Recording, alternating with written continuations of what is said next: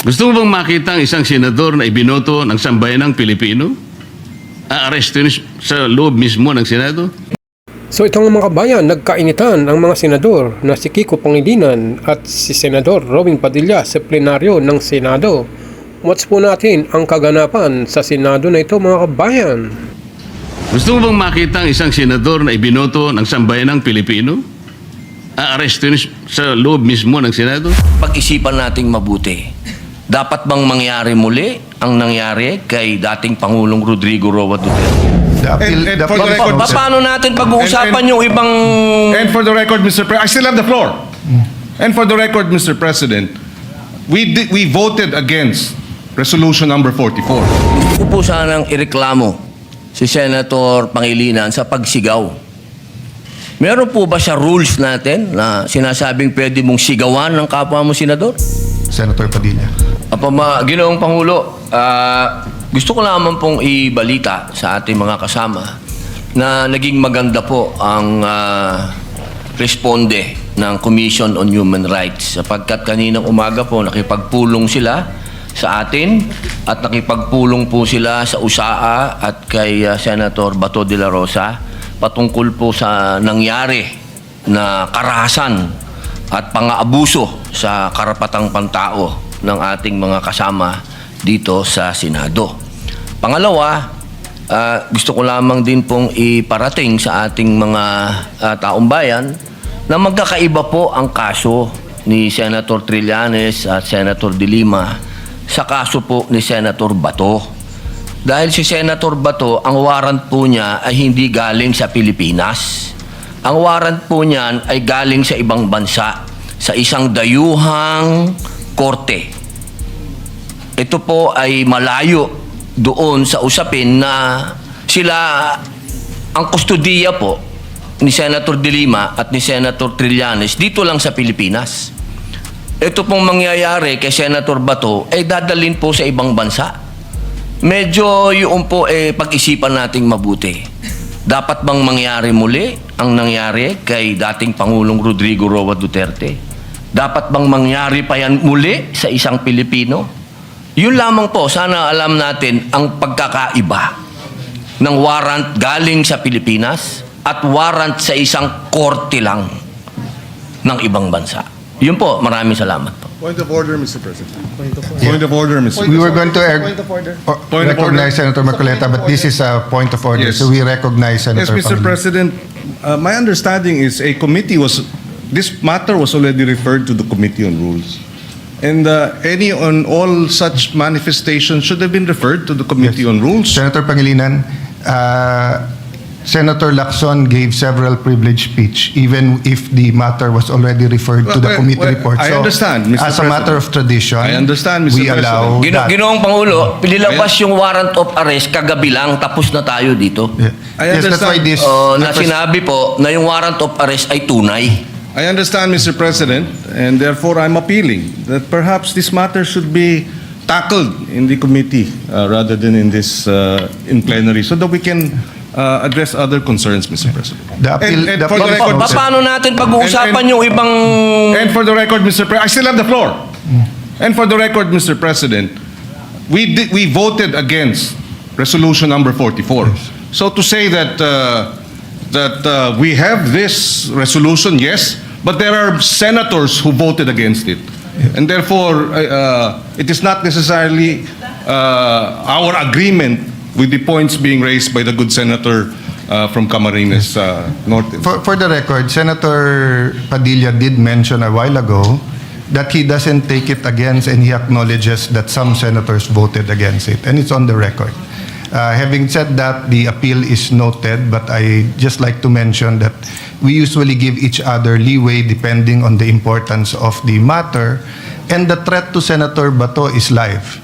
There's been no official communication that he is free until a Philippine court issues a warrant of arrest. No, so I ask the patience of each member, but acknowledge the statement and the interpretation, the proper interpretation of the rules by Senator Pangilinan. So you May may we ask proceed, Senator Marcoleta, Mr. President? Yes, Senator Marcoleta, He's you're been now waiting for recognized. quite a while. Salamat po, Mr. President. Kahapon pa po ako naghihintay. Ang dami na po kasing nagsalita. Sana po kung sino naman yung nauna na nagsabi, pakiunan nyo naman po. Sa akin lang po, nagpo-point of order po tayo, pero tayo rin naman po nagbabiolate ng ating patakaran. Nangyari po kasi yung nangyari kahapon, Mr. President, sa unang kasaysayan, sa kasaysayan ng institusyong ito. Nakita ko po, Mr. President, kung paano ginawa ng mga NBI yung ating pasukan. Gumawa po sila ng checkpoint. Sa akin pong palagay, magmula po nung panahon ng Philippine Assembly, hanggang ngayon, wala pa pong nangyaring gano'n. Dahil po sa respeto sa tatlong dakilang nagkakahating bahagi ng ating pamahalaan, ang executive, legislative, at saka yung judiciary. Ngayon lamang po nagkaroon ng ganitong insidente kung paano niyurakan ang dangal ng institusyon na tayo pa po ang naririto. Mr. President, gusto ko po sanang magtanong ng ilang mga bagay sa ating kasama, sa kanyang mga tinuran na pangyayari, kaugnay po ng tangkang paghuli kay Senator Bato. Yun ang Pangulo, mas maganda pong makatanggap tayo ng mga katanungan sa ating kasamang kahapon pa nag-aantay. Yes. Salamat po, Mr. President. Please proceed unless you want to postpone that till tomorrow. Mr. President, Your Honor, kanina po ay marami rin pong gustong magtanong sa akin ng mga miyembro ng press. Bagamat tinangka ko po na wag munang umarap sa kanila dahil minsan po, imbes na makapag-clarify ka, lalo pong dumadami po ang mga issues. Kaya ako na pong nagpilit na parang iniiwasan ko na po. Kaya lang, hindi mo po maiwasan sa dami po nila. Talagang hahabulin ka po eh. Ang una po nilang tanong sa akin, Sir, ipa-aresto niyo po ba si Senator Bato? So, sagot ko po, Mr. President, tanong din. Ikaw, kayo, gusto niyo ipa-aresto? Ang sagot sa akin, hindi po, kayong tinatanong namin kasi kayo po ang nandito. Eh.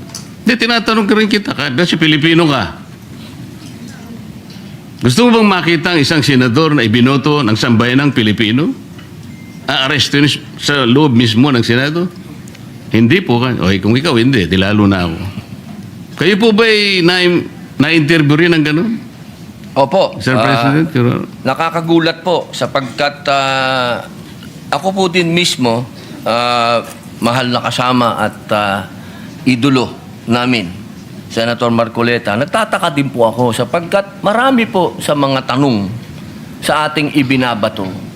Parang tayo pa ay may kasalanan sa pagbibigay natin ng masasabing lugar sa ating kasama dito sa Senado. Samantalang meron naman po tayong adopted resolution number 44. Ako po yung nagtataka talaga bakit ang mga tanong ay para bang tayo ay harboring kagad ng kriminal. Ginoong Pangulo, Your Honor, yung nangyari po kahapon, mas naniniwala po ako sa dating Pangulo natin, Senator Soto, sa kanyang sinabi. Nung tinanong ko po siya kahapon, habang nagmimerienda po tayo, nung tayo nakasuspindi pa, sabi ko, Mr. SP, nung pinuntahan ka ba ng NBI, pinakita sa'yo yung warrant of arrest? Nakita mo ba? Hindi, sabi niya. Ako po naniniwala na talagang hindi nila ipinakita yung warrant of arrest sa ating dating Pangulo ng Senado.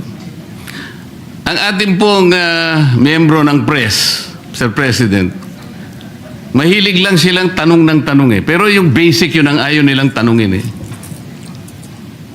Halimbawa, si Trillanes, winawagayway niya, ito ay kayong warrant to. Ayaw man lang, bakit hindi nila suriin? Pwede po bang makakuha ng kopya niyan? Kasi po kahapon, Sir President, Your Honor, nung makausap natin ng NBI Director, pwede mo ba kaming bigyan ng kopya ng warrant of arrest? Pwede mo rin ba kaming bigyan ng communication between the ICC and the Interpol? Sapagkat ang Interpol, ang karaniwang ginagamit po nila para i-execute yung warrant ng kanilang in-issue. Yung namang Interpol, gagamitin po niya yung counterpart dito sa ating bansa, ito po yung PCTC. So sabi ko, bigyan mo rin kami ng communication mula sa Interpol papunta sa PCTC.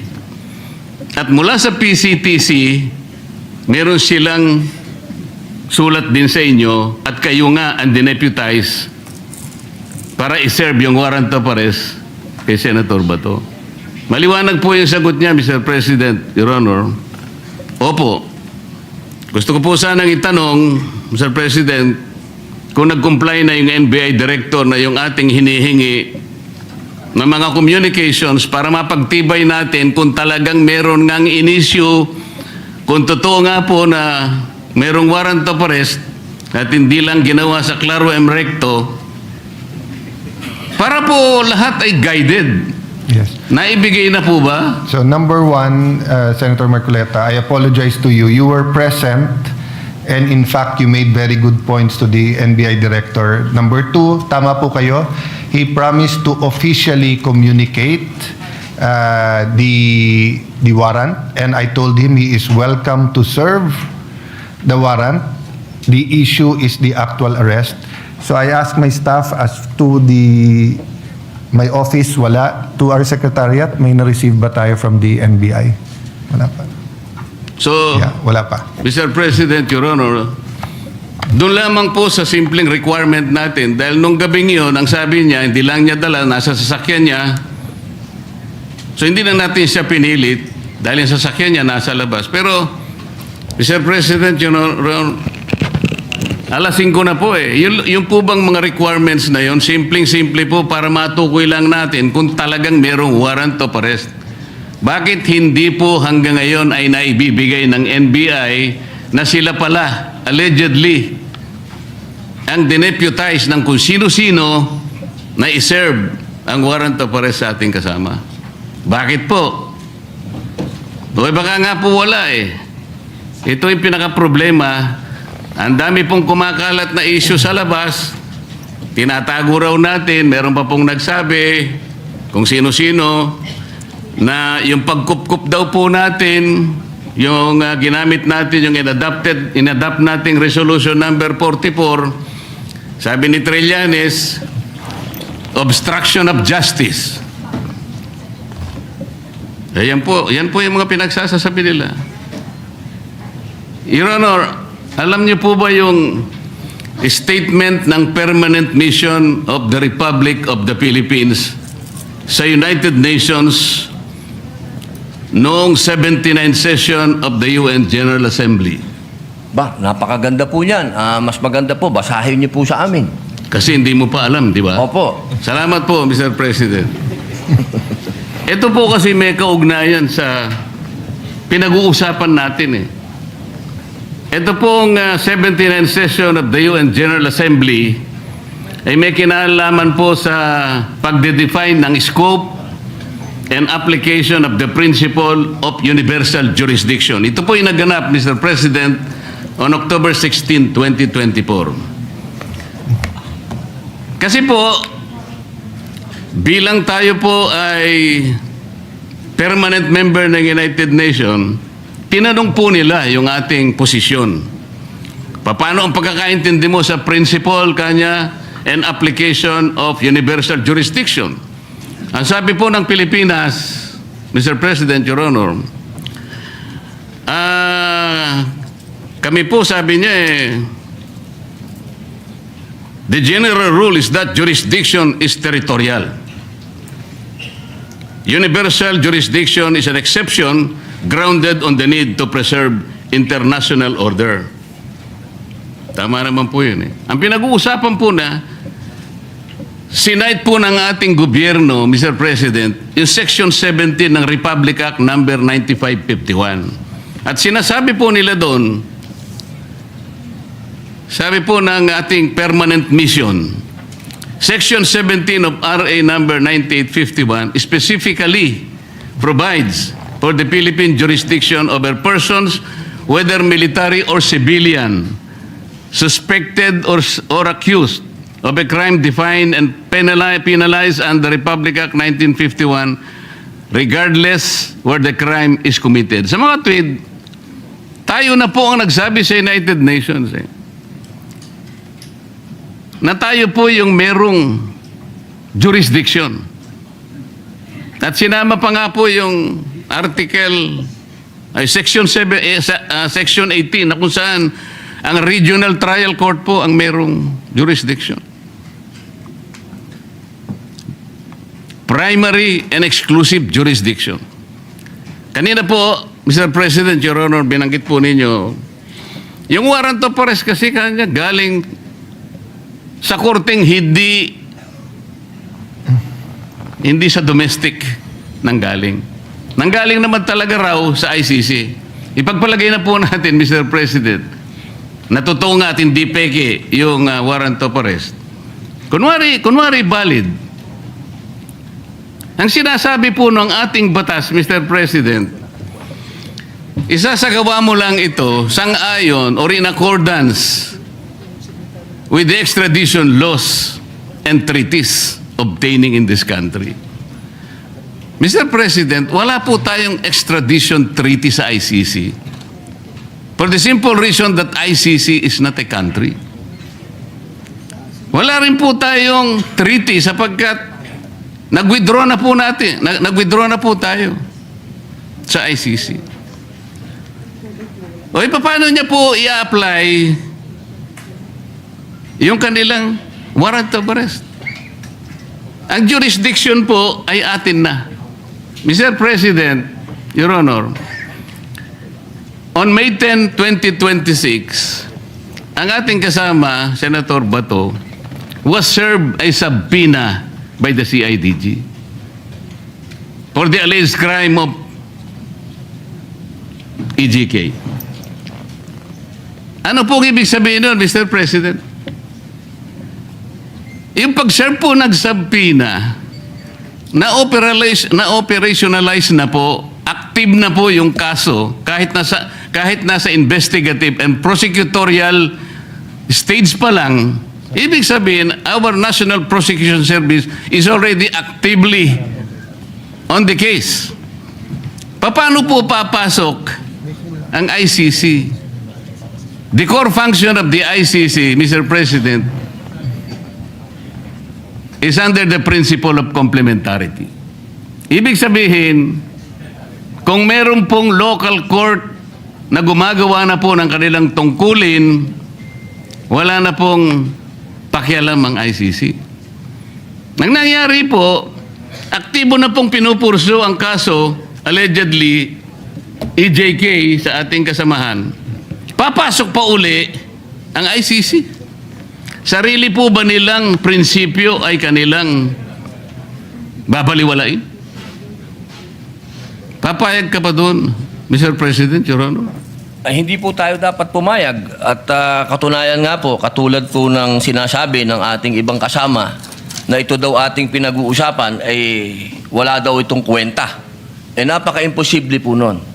Sapagkat itong ating pinag-uusapan, katulad po ng sinasabi ninyo, ay soberenya ito ng Pilipinas. Kung sa paniwala po nila, ay hindi. Pero sa paniwala po natin, sayang yung bandila na yan. Kung tayo po ay magpapasakop sa isang korte lamang na hindi naman isang bansa at uutusan tayo na isuko ang isang senador sa kanila. Salamat po sa inyong sagot, Mr. President, Your Honor. At nung tinangka po nila na mag-serve daw ng di umano ay warrant of arrest, Mr. President, bakit po ang nagsisilbing process server ay si Antonio Trillanes?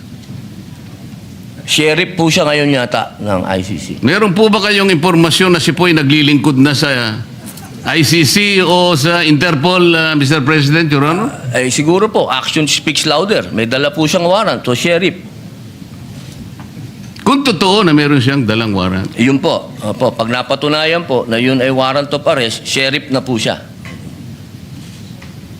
Kailangan pong malaman natin kung siya ay process server, sheriff, o deputized officer ng ICC o ng Interpol. At kailangan tawagin din po natin, Mr. President, ang representasyon ng Philippine Center for Transnational Crime sapagkat sila po yung counterpart ng Interpol. Pagka po binaypass nila yung opisina na yun, maliwanag na maliwanag po, peki po yung warrant of arrest, Mr. President. At peki din po yung nagseserve ng warrant of arrest. Naniniwala po ba kayo? Hanggat hindi po natin nakikita ang kopya na yan, lumalabas po na peki yan. Mr. President, Your Honor, alam niyo po ba yung bilateral immunity agreement sa pagitan ng United States of America at ng ating bansa? Alam ko po yan, nasa Quran po yan. Nasaan po? Nasa Quran po. Ang binabanggit ko po ay ang nasa paragraph 2 ng bilateral immunity agreement. Kaya ko po sinabi nasa Quran dahil ang sabi po sa Quran, kapag yung bagay na hindi mo alam, itanong mo sa nakakaalam. Pakisabi po. Opo. Hindi po, tinatanong ko lang naman po kung alam ninyo kasi kung alam na ninyo, hindi na po ako magtatanong. Di po, kaya ipaalam nyo na po sa amin. Ayan. Mr. President, ito pong sinasabi kong ito, may kinalaman na naman po kasi. Malaki ang kinalaman sa ating pinag-uusapan ngayon. Dito po kasi sa paragraph 2 nitong bilateral immunity agreement na ito na ginawa noong May 13, 2003, minsan po itawagin ito na non-surrender agreement. Sinasabi po rito na ang isang citizen ng isang partido, ibig sabihin ng Amerika, na nandito sa ating bansa, ay hindi mo pwedeng isurrender o i-transfer by means sa isang international tribunal for any purpose unless such tribunal has been established by the United Nations Security Council. Ano po ang ibig sabihin nun, Mr. President, Your Honor? Yung ICC po kasi, hindi po established international tribunal ng UN Security Council. Kaya nga po, kung mapapansin nyo, Mr. President, Your Honor, ang Amerika at saka ang Russia, hindi partido ng ICC. Wala silang, ayaw nila yan. Kinamumuhian nila yan. Dito po sa agreement na ito, tayo po, ang bansa natin, may katungkulan na hindi niya isusurrender ang isang Amerikano. Militar man yan, civilian o no, nang walang consent yung Amerika. Ano po yung ironical implication nito, Mr. President? Tayo po pumayag sa pagitan ng kasunduang ito na ipagmamalasakit natin ang isang Amerikano na nandito sa ating bansa, hindi siya pwedeng i-transfer o surrender sa ICC sapagkat yan ay hindi recognized ng UN Security Council. Pero tayo, senador, Pilipino, meron siyang mandato sa ating mga mamamayan. Hindi ba kabalintunaan ito, Mr. President, Your Honor? Opo. Tama po kayo. Yan po ay ibinoto po yan ng taong bayan. Katulad po ni Senator Bato. 20 million po ang bumoto dyan.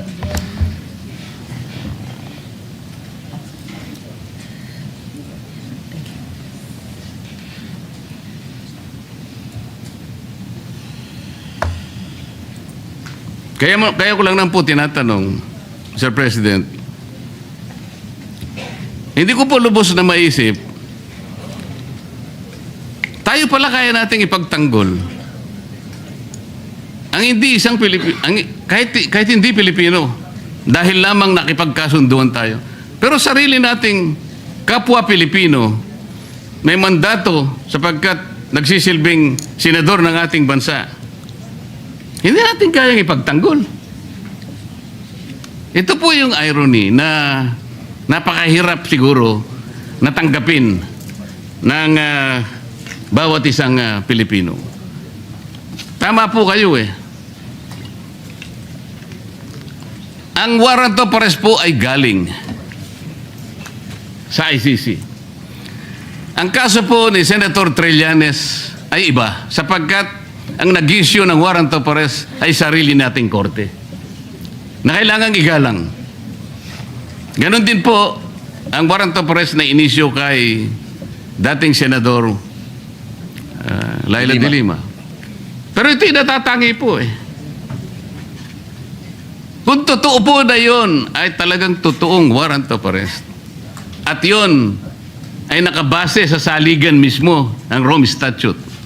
Bakit hindi muna nila unang basahin, Mr. President, yung Article 59 ng Rome Statute, na kung saan sinasabi ron, yung aarestuhin mong tao, kailangan madaliin mong ilagak sa isang competent judicial authority ng custodial state.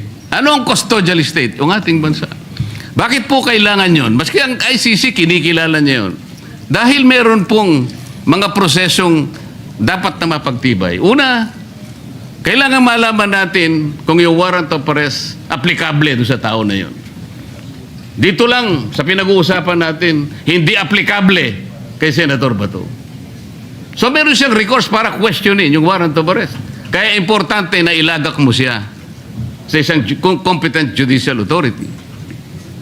Ang isa pang kinakailangan mong maisaalang-alang doon, Mr. President, Your Honor, ay kailangan yung proseso ay naigalang lahat. At lalong-lalo na yung kanyang karapatan ay talagang nasino. Yun po yung inihingi nun eh. At ang isa pa po, meron siyang karapatan na magpetisyon kung sakaling yung custodial state na yon ay i-detain yung naaresto, na magpetisyon ng immediate release or provisional release. Lahat ng ito ay hindi magagawa, Mr. President, Your Honor, kung kikilalanin natin yung warrant of arrest na valid sa ating jurisdiction. Meron po siyang katapat na batas eh. Meron tayong local na batas, RA 9851, na humahatol at nagbibigay parusa sa mga ganun ding mga kasalanan na siya din naman ang nililitis ng ICC. So sa prinsipyo po ng complementarity, Mr. President, maliwanag po na nasa jurisdiction na po ng ating lokal na mga hukuman ang pag-aasunto kung meron ng basihan sa ating kasama. Hindi na dapat kilalanin yung ICC sapagkat ang batayan lang nila ay yung tinatawag na principle of complementarity. Malinaw po na nangunguna po, may primary po jurisdiction ang ating lokal na korte.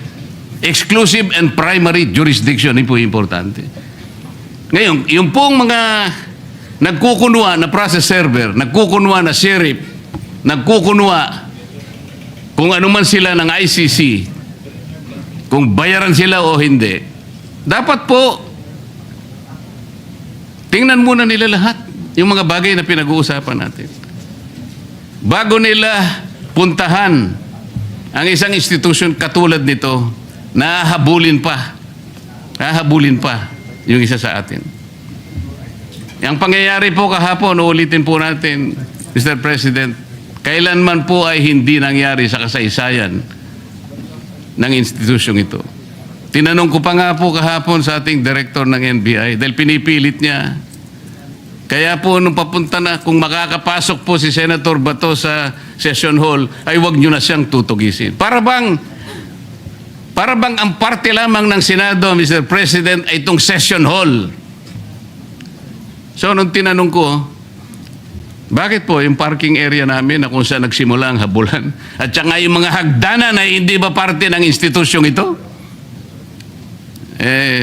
Sir, sabi niya, hindi naman po kami magiging ganito kung hindi po kami nakipag-coordinate. Hindi po ako naniniwalang nakipag-coordinate sila ng totohanan. Mr. President, mas naniniwala po ako sa ating former President na hindi niya papayagan kung alam lamang niya ang kanilang balak na pagdakip at pamamaraan ng pag-iinsulto sa bulwagang ito, Mr. President. Maraming salamat po, Your Honor. Maraming salamat po. President. Madam President? Madam President? Opo. Senator Padilla, please proceed. Yes. Opo. Meron lang po akong mga konting katanungan sa inyo. Sapagkat gusto ko po sanang ireklamo si Senator Pangilinan sa pagsigaw. Meron po ba sa rules natin na sinasabing pwede mong sigawan ng kapwa mo senador?